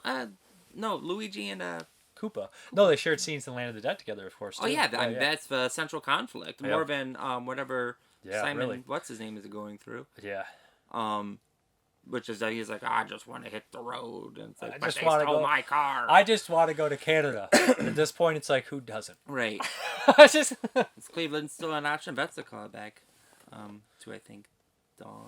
No, she says that, and I guess we can forget about Canada. Did she say Canada? Yeah. I think there's a. Someone mentioned Cleveland in I'm one sure of those they do. movies. I'm I sure can't they do. remember. You know, there is no shopping malls in this one. No. They do mention Ronald Reagan. No, they don't. No, we don't. But, yeah. Just Reaganomics. No, they don't. Oh, because you're making a joke because I was saying about Spontaneous. I was like, how they don't date themselves. Romero doesn't ever date himself like that. But anyways, really recommended one. And like I said, I just wanted to compare it to the other three previous movies. And it is like his last flashes of greatness for me. Like I still think Diary has flashes of greatness, although it's not great. This is great. This ends up still being great to me. This is still great. This is still a solid movie. And it's a fun movie. It's definitely a fun movie. It's just when you're looking at like The other three. the It's other really three. hard. I'm crashing. I'm tired. You know, when you take this movie and you compare it to the perfect movie, it's like, Yeah. man, what happened? Yeah, but that's just also the Hollywood. You know, there's Hollywood Yeah, stuff. yeah. It's a different time, different place. Everything's different. Right. And he obviously was shooting in Canada. He couldn't pick every actor he used and everything. He couldn't have that freedom that he used to have. And that's a Right. lot of it too. And that it's- happens with all actors and directors and stuff. It's 25 years removed, and so many, you know, films of this genre have already been made and watched, and so by the time And I it is get- different than a lot of the ones that came out. It is, but at the same time, it's also very Resident Evil-y, I feel. Like I wonder, like somebody putting this in, not knowing the Romero movies, would be so confused, wouldn't they? No, I don't think that. You can watch a zombie movie and be completely Yeah, but ignorant the to time Romero. date and everything like that. Like if you put in Land of the Dead, you'd be like, "What is this? This must take place in the future or something." Well, yeah, you would think Yeah, that. yeah. It's just weird. Yeah, definitely after some sort of apocalypse. Yeah. I mean, you know, I don't have to watch The Road End to understand Mad Max. You don't have to understand what Yeah. was going on to understand Land of the Dead. You know, or Day of the Dead, or Dawn of the Dead. And that's why those movies are so perfect. You don't have to watch Night. You don't ever watch They're Night. all It's a waste of your time. Stop it. Night's amazing. They all stand alone on their own. But Yes. so I'm good on this one. Would recommend it highly Do I rate this one? if you want. 3.5. Okay, that's Yeah, fair. that's fair. Next, no, we're done. Yeah, we're done. No more. I'm off. I'm bye. All right, we're here for Blindspot, and we're gonna do Master of the World, which is your pick. Why are Yes. you doing that? I Stop. don't know. Master of the World. This is your pick. The director, I think, was more of like a. He didn't do too many horror sci-fi movies, from my understanding. I don't know. This is like the only movie I was looking at that I would be super familiar with. I think he did the Bonnie Parker story, which is obviously about Bonnie Parker, Bonnie and Clyde. Oh. But okay, so this movie stars Vincent Price and Charles Bronson, which is they reunited after House of Wax from '54. This one, or is it '53? This one is '61. Yes. This is the AIP Studio Pictures, of course. This is based on Jules Verne's movies. Two books, Master of the World and Robur the Conqueror, they said. Yeah, I think Robur the Conqueror. And I'm not too familiar with his stories. I know that he's a big name in science fiction. Richard Matheson actually adapted the script, which is awesome. He did stuff like I Am Legend, which was a couple weeks back. Right. The actual novella, and then adapted the script and worked on tons and tons of stuff for Dan Curtis, etc., etc. So, okay, I put this in. I didn't really know what to expect. It opens up with a pretty funny, 50s or, even older, old footage of, people trying to build planes. 1910s, all the Wright different Brothers shit. plane experiments, for, putting dynamite in people for, jetpacks and just different various flying machines that just, instantly fall apart the moment they turn on from the sheer, inertia of everything. Do you think in the beginning of RoboCop 2, when they make all, they try to recreate a RoboCop, and they're all just falling apart and people are dying, and I'm like, do you think that that's a take on all the terrible plane mechanisms they built? I didn't even know that there was a second RoboCop. No, literally. I don't know why that part makes me laugh, but they're literally trying to pick another RoboCop, and they all just fail, and all these guys are, melting in this. Or just, crushing them? They're just, falling apart, or just, blowing their brains out and stuff. It's like when they remake Chucky. What? No, Chucky was different. No, they put all the blood in the robots. I thought you were talking about the remake of Child's Play. We're not talking about Child's Play. We're talking about Master of the World here. Okay, this one opens up with, I think there's this big volcano in this city. There's these two old guys this is the most boring city ever. Right. And then this big matte painting, which is the most obvious matte painting I've ever seen, I think. Still cool though, of this volcano is about to erupt. And of course they figure out something's going wrong. It's not a volcano, it's a mountain. A mountain, but it has a crater in it, and it looks like it's going to erupt. And smoke's coming out of it. So a government official in Charles Bronson, who's a scientific government official, which is very weird to see Charles Bronson I know all things science. It's no, you Department of the State. I don't know what his department. Department of Scientific Things. Interior Scientific or Geology. I don't know. It's you're telling me you know about geology? You're going to tell me different? He's I can tell you about Jesus. He's the only rock I know is this fist. It's going to be right through your head. But anyways, so Charles Bronson shows up, and Henry Hull is playing this basically guns dealer. He sells weapons, modern weapons, and everything like that. So they want to go to explore the crater along with Henry Hull's daughter and her fiance Charles Bronson, and so they go there in this blimp. No, they go in a hot air balloon. Sorry, it's not a blimp. They go in a hot air balloon. It gets shot down by these missiles, these little miniature missiles. Right. They crash, and they're abducted in this giant blimp flying machine called the Albatross, which is ran by Vincent Price and a bunch of people from all over the world in really stupid French hats. Yes. And sailor shirts. Yes, and the Albatross does not come with wafers, despite it being a bloody seabird. Okay, yes. Is that a Monty Python joke or something? It sounded like one because I didn't get it. So, anyways, they soon find out that Vincent Price is anti-war, but he's willing to kill anyone to stop it. Right. So, Vincent Price is pretty fun in it. I enjoyed him. I know he's a little over the top, but that's what you like in Vincent Price. Everybody does. Bronson is, he's Bronson. Love Bronson always. They're playing themselves. They're themselves. You like them, you'll enjoy them. Right. I always do. Henry Hull is trying to steal the spotlight from Vincent Price the whole movie. Yeah, he's imagine overhamming I use weapons for myself. It's what do you do? It's not bad, but it's also I don't know if I've seen him in any other movies because I feel like I would have remembered him, but this guy is so... Yeah, it's everything. I don't know, we're eating dinner, he's don't scream so loud. I peaked the audio. I know.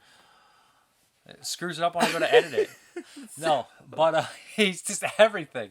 But then there's the fiance who is such a fucking lame character. She's not a character. No, not her.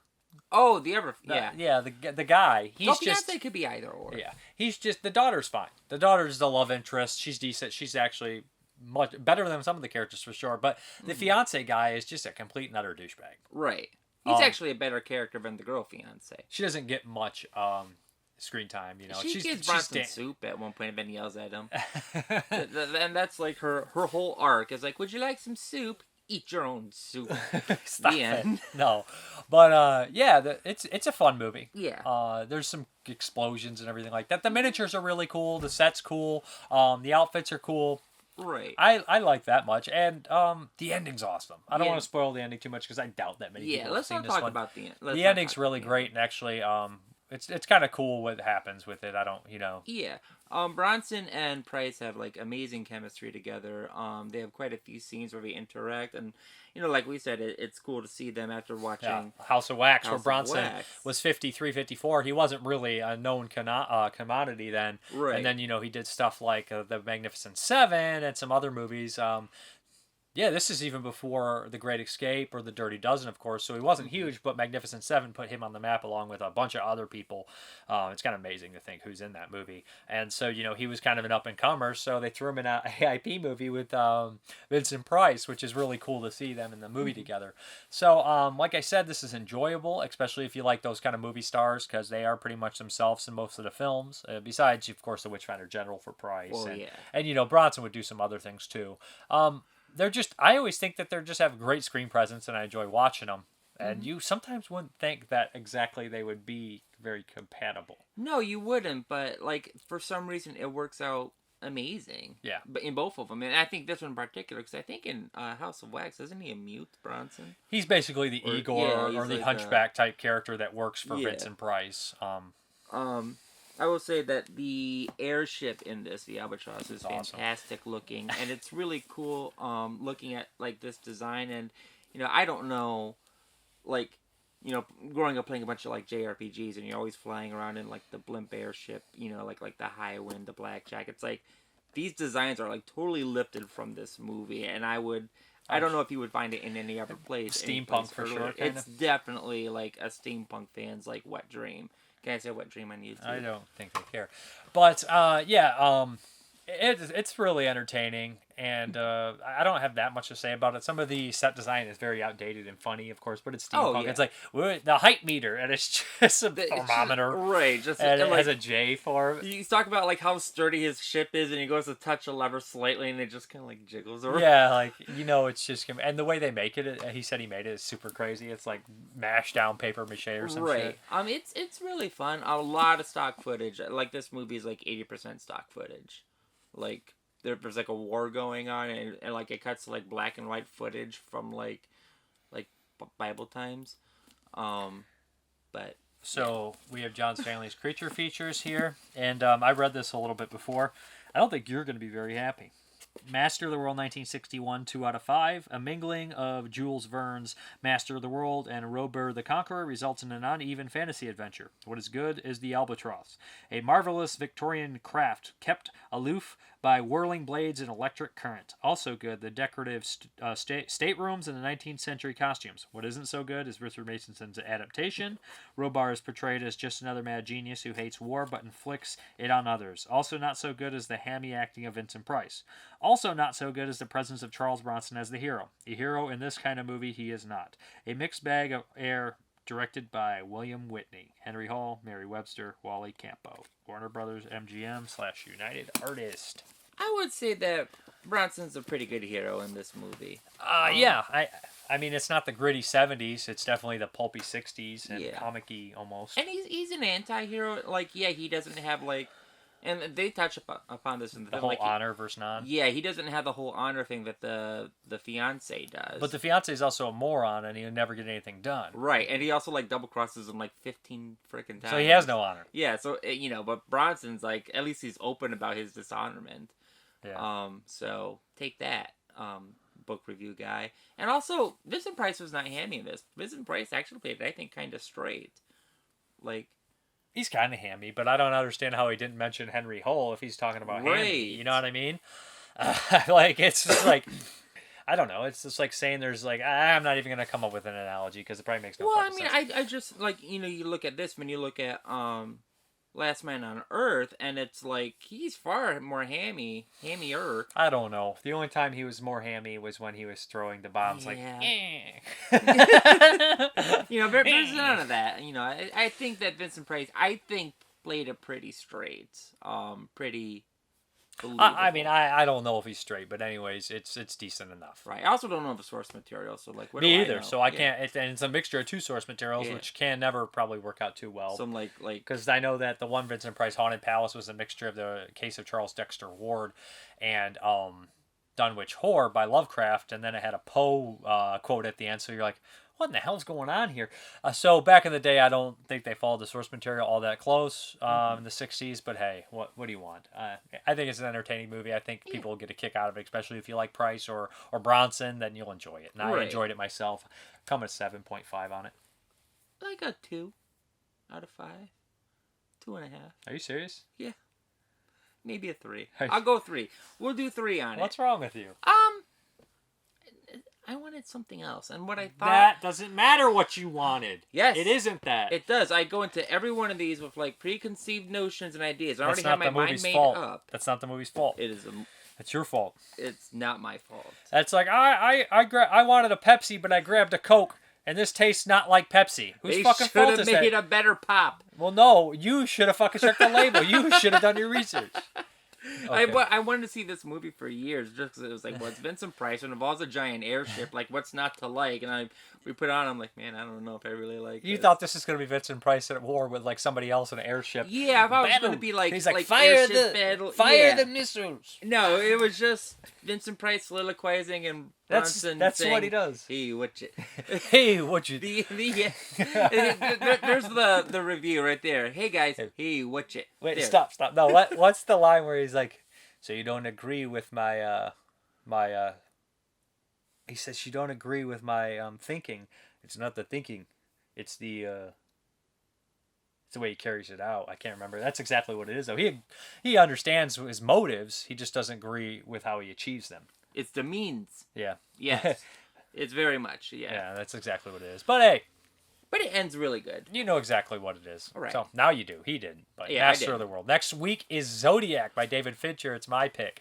It's probably like 3 hours long. That's why I hadn't seen it before. All right. We're out. All right, bye. Okay, guys, let's get through these questions. Nick Mua, have you seen Christopher Nolan's Tenet yet? If so, did you enjoy it? Or are you not a Nolan enthusiast? I've not seen it. I don't think I really am a Nolan enthusiast. I saw Batman Begins and The Dark Knight. I haven't seen that many of his other movies, you know. I don't know. I think that they're fine. Batman Begins and Dark Knight. I don't love them. I don't know. I need to check out some more of his movies. It's just they haven't really drawn me in yet. So, how long did you believe in Santa, or do you believe that Santa is Satan? Hey, first of all, Santa's real, and he's coming. But honestly, I don't know. I have no idea. A lot of people are like, I remember when they have all these like deep memories of it. It's just like it just kind of gradually happened where you're like, hey, he's probably not real, and then you're just like, nah, he's not real. You just reviewed Brandon Cronenberg's Possessor. Do you think Mr. Cronenberg is a trip on the old blood and pus block, or does he have his own style and flair?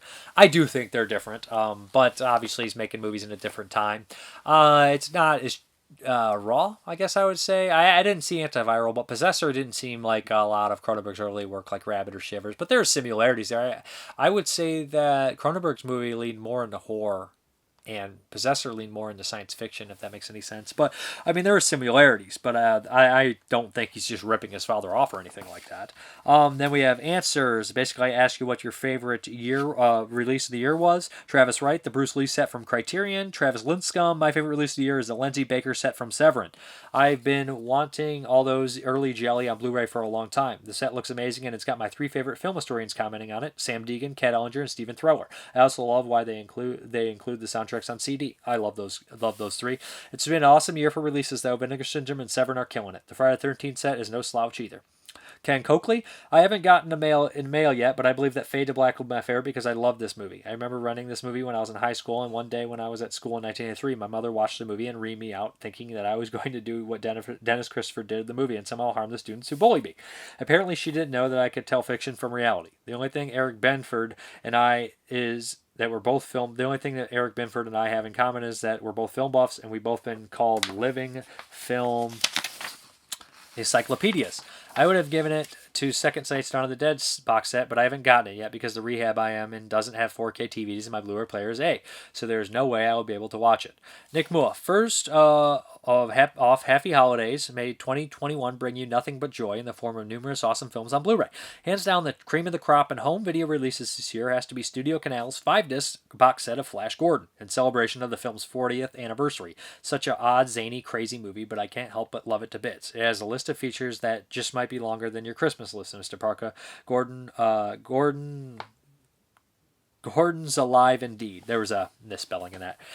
James D. Cokes has to be Dawn. Some other releases I thought were also great are Mr. Vampire, the scaled down Arrow release of the Phantasm set. Happy it was without the ball. Haha. The Blob release from Scream Factory was great. Cool, we got nice extras on that. And then for some reason it cut his off because I forgot to press C more. I am sorry. I do that sometimes. I'm pretty sure I did, but I guess I didn't. Sorry about that, James D. Cokes. And I'm sure he mentioned the Dawn of the Dead set as well. Jason and Michael Willard. For me, it's a tie. Dawn of the Dead 4K set and Columbia Pictures Classics 4K set. The Gamera set from Arrow was pretty sweet as well. Colin Stone, Al Adamson box set easily. A complete body of work is one such set from a totally left-of-field director who doesn't get enough props. Secondly, the William Griefey box set, another psychotronic director who should really get more love like Al Adamson. Don't get me wrong, the Dawn set is great, but at the end of the day, it's nothing new. It's just Dawn of the Dead. Randall Stader? Would it be Stader or Stader?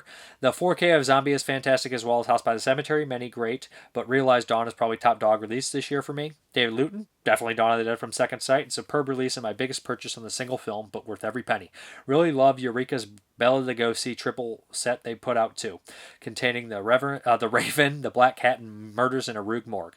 Marco Vitian, Spookies from Vinegar Syndrome. I know it came last year or year before that, but since Christian hates it, it will be my choice. Cody Lee Harden, Pixote. Is that, it's like Peyote, but with an IX. Pixote, finally coming to Blu-ray from Criterion, even if it's only an expensive-ass Scorsese Presents box set, which I do not know that movie, so that's probably why I can't say it. Cameron Scott, split second from MVD. Jerry Herring, Gamera from Arrow Limited Edition. I mean, not only does it have all the films, but multiple cuts of them, including the Sandy Frank dubs, but it has a hardback book filled with essays and a hardback graphic novel. You can't beat all that. Bex Boatin, I'd like to be superior and say something more obscure, but honestly, the Friday the 13th set made me the most happy. Susie Aola, The Untold Story. A lot of good releases this year. What else do we got? Chris Leppert, Susie, that was tied for my favorite this year with the Jodorowsky box set. I sound like a record repeating it on itself. Ryan Matthews Ziegler, the Arrow Gamera box set takes my number one spot for the year. I also really enjoyed Cannibal Apocalypse. That was a blind buy, and I'm glad I picked it up. One of my favorites. Adrian Roberts, Dawn of the Dead. Friday the 13th. Rakesh Brown, y'all got no love for August Underground? I don't know if he didn't read the comment because August Underground Blu-ray hadn't been released since 2016. The final interview this year was released, so I don't know what that was all about. Sam Edwards, Dawn of the Dead is my release of the year so far. Lee Jones, Al Adamson box set for sure. I'm probably biased because I worked on it, but it was an incredibly massive and ambitious undertaking. Chris Leppard, The Untold Story from Unearthed Films. Beastmaster and Rad from Vinegar Syndrome. The Alejandro Jodorowsky box set. Flash Gordon, Cronenberg's Crash, all from Arrow. Come and See from Criterion. There's been some incredible releases this year, and there absolutely has. This is probably one of the finest release years, just like last year. Getting better and better every year for home video releases. E.C. Misio, His House, and Anything for Jackson, these are comments now, are incredible films. Always thought it was weird that Netflix horror doesn't seem to release their films on physical media, so we can own them. Shudder does, which is good. Possessor was alright for me. The concept was pretty interesting, but you gotta admit, Agent Smith did it first. My opinion on why in The Invisible Man no one believed her was because it came off like she lived an isolated life with her husband. Their residence is far from the city, and she was already on bad terms with her family. I wouldn't be surprised if he was a powerful narcissistic type that fooled others into thinking he was a loving person. Her sister did seem to warm up and possibly be the person to believe her, but I guess that didn't work out, haha. Also, when it came to explaining unnatural circumstances, most people fall back on believability, which brings me to the conclusion that if the police did view the cameras, also assuming how clear the video footage was to begin with and what angle it was placed in, it would be easy to assume she did it versus, my husband who died and now is invisible stalking me and just knifed this bitch in public. 22 Shots is awesome. I never missed an episode. Happy to see that you're now a permanent fixture to the team. Thank you.